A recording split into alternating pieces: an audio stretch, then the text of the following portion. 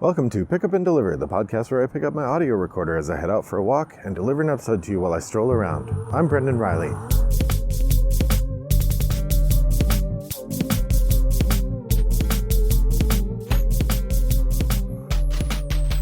Well, good afternoon, listeners. It's a gloomy day here in suburban Chicago. The cloud cover is a blanket of gray. It's mottled gray today, so it's not slate or it's not the same color. It sort of eases it out, makes the clouds look like they differ in density.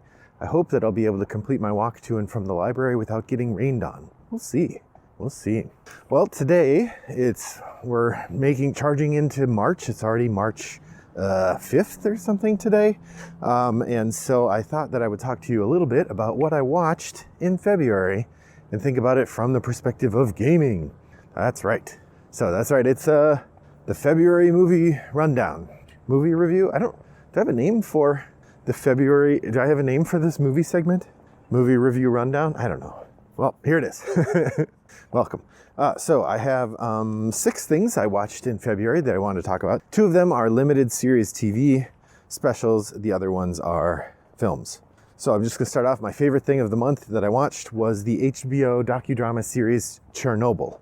This was a really compelling look at the what happened in the Soviet Union when the Chernobyl meltdown occurred, who were the people involved, what was the reaction of the state. It really speaks to some important things about how the Soviet government worked and sort of reflects some of the things that I think you really need to look at if you're going to think about how your government functions. I mean, when you hear about people who were afraid to talk to Donald Trump during the Trump administration about things going badly for fear of him being angry, and then you see in this sort of discussion of Chernobyl the way that people were unwilling to say how bad things were because they didn't want to make things look bad, I really couldn't help but see a lot of problems with the way our government runs a lot of the time. The core story of this, there is an element of scientific heroism in trying to solve the problem so that things didn't get terribly worse. But there also is a real sadness in it, in the government cover-up and the delays that occurred because of the government cover-up. One example, just as an example, would be that when the meltdown first occurred and they were trying to figure out how much radiation was happening, they reported that the reading was 3.5 or something. Well, the radiation measurement tools that they had on site, the sort of not good ones, could only measure 3.5. And so when they're measuring 3.5, that's the top of the meter. So they weren't actually measuring how much radiation was coming out, they were topping out the meter. But then they were just reporting that it was 3.5, because that's the measurement they had. That sort of thing was really pretty disturbing. It's a really compelling, interesting documentary, well worth looking at. There are several actors in it, people you've seen before, that I would encourage you to look at. It's a really compelling miniseries, very sad. Now, it sort of leads me to the question of I'm not sure what a game designed around this idea would be. I presume you wouldn't want to play as people trying to do a government cover-up. I mean, there's an element in which you could do a scenario-based cooperative game designed around trying to stop the various problems that they faced in trying to contain the damage around the meltdown. But man, it would be depressing. Yeah, I really don't know. I don't know how you would gamify this. I'm stumped. In a way that would be fun. I mean, it could be sort of fun and sad, right? If you had, I'm thinking about the coverage I've heard of soldiers in postmen's uniforms, where they're talking about how some members of the Polish Postal Service, who were also soldiers, defended a post office against the German army during World War II. That sequence, part of what makes that game so compelling is that the soldier units you have their names on them. So I guess I would say, looking to something like that, but I can't think of, I'm walking by a house where someone's practicing a musical instrument, but I can't think of a game that deals with such a dark subject in a way. I mean, the closest I could think of, other than that, would be something like, something like Freedom, the Underground Railroad, at least tackles a difficult subject. That maybe that game would be there. I don't know that Chernobyl's a game I would want to make. On the bright side, I also watched the film Hidden Figures, which was inspired by or sort of loosely adapting the real life book, the book about women who worked at NASA and the, I can't remember what the name of it is, the organization that was NASA before it was NASA, and worked in various forms of math and engineering, usually with little to no recognition, and often facing varieties of kinds of systemic abuse or systemic prejudice, and the way that they persevered anyway and succeeded in breaking open a lot of doors and demonstrating a level of skill that was generally, in a sexist way, not thought to be part of women's skills. It's a fascinating book and well worth a read. Again, as a game, I'm not sure what the game would be. Maybe it could be a card-driven game designed to sort of reflect the conservative forces trying to keep women from advancing. This seems to be the way that a lot of these issues are being played out. The story, there was a recent game called Votes for Women that tackled this issue, and I think that might be a game that would be worth playing in the context of this, to see how might you transpose that story of that game into the story of Black women fighting for equality in the 50s and 60s. Next up, I watched Edge of Tomorrow. This is a movie I've seen before a couple times, but it's so good. It should be called Live, Die, Repeat, which is the name of the comic. That's a much better name for it. There's probably 50 other names you could give it better than Edge of Tomorrow.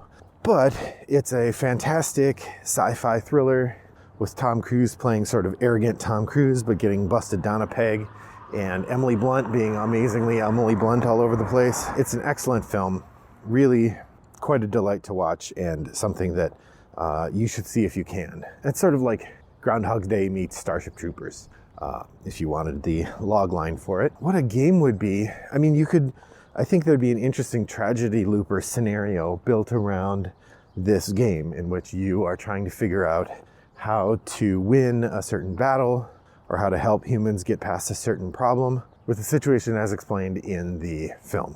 So yeah, I'm going to say Tragedy Looper, which is also a game about sort of finding out something's bad and going back in time. That would be your game to accompany a viewing of Edge of Tomorrow. I guess also, what's it called? There's a real-time game where you are fighting aliens attacking your base.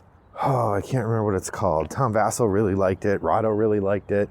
They came out with a second edition because the first edition, the models were not very good. Oh, I can't remember what it's called. I'll put it in the show notes, so go look for it there. Next up, I watched Ex Machina, which is an A24 movie, sort of meditating on the idea of artificial intelligence. In particular, a sort of lone genius and frankly jerk has built an AI person and brought in a programmer from his company to evaluate whether that AI person seems like a real person or not. And it's a twisty thriller with some interesting characters, well made and thoughtful.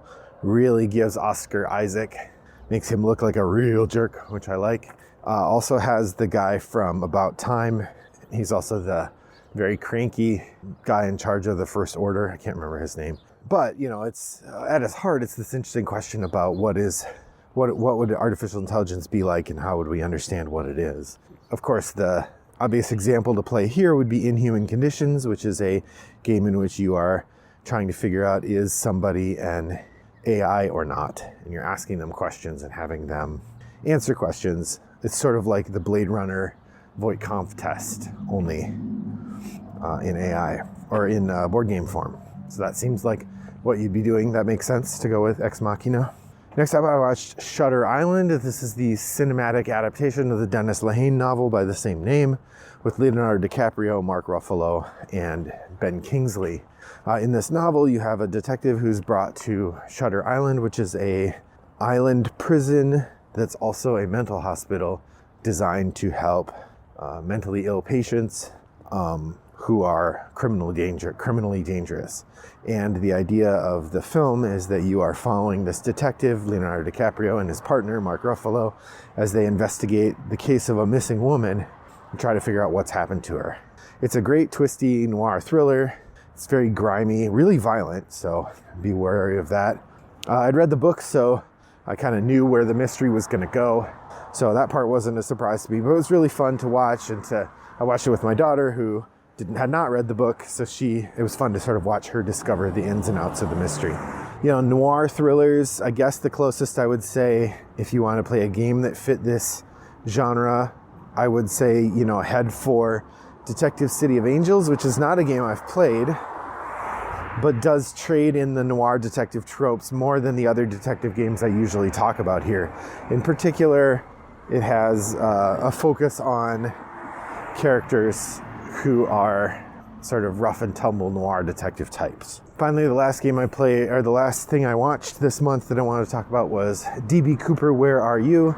This is another of those limited series. This one was on Netflix. It was a documentary all about the D.B. Cooper heist and the people who are still obsessed with finding out who D.B. Cooper was. In particular, the show follows a number of theorists as they talk about their ideas regarding the Cooper case. And the show kind of gives us some sense of maybe they're right, maybe they're wrong. Unlike a lot of other docudramas I've seen, though, this one doesn't really seem to weigh in on the truth value of some of these theories. It feels like it gives them room to breathe, but doesn't push too hard. In fact, it often presents countervailing ideas really in an interesting way. That said, this is a very well publicized and understood story, so I don't feel like, as far as documentaries go, this one was that compelling. I mean, I didn't know a lot about the D.B. Cooper story. I knew sort of what you'd get from a 1-hour episode, a 1-hour special about it, and now I know enough. I think I'm not compelled to go read a book or anything showing the details in more depth, but it was really interesting to sort of see the level at which people still obsess about this heist a lot. So as per game, I guess Burgle Bros is the closest thing I can think of as a game that has a heist at its center, but I can't say that I feel like that fits the D.B. Cooper story very much. From that regard, maybe Fugitive is your best, but then again, they knew who they were chasing in Fugitive, and in D.B. Cooper, basically once he jumped that plane, they never had a handle on him. So, just like Chernobyl, I guess I don't have an answer for how you would play a game about D.B. Cooper. Well, that brings it to the end of my movie review episode. I'm curious what you watched in February. Head over to Board Game Geek Guild 3269 and share your thoughts there. You can email me directly, brendan@rattleboxgames.com, or send me a message on BoardGameGeek Wombat929. I hope that you had a pleasant viewing month, and I look forward to hearing next month what you watch then. Until then, thanks for joining me today, and I hope your next walk, I hope your next watch is as pleasant as mine was. Bye-bye.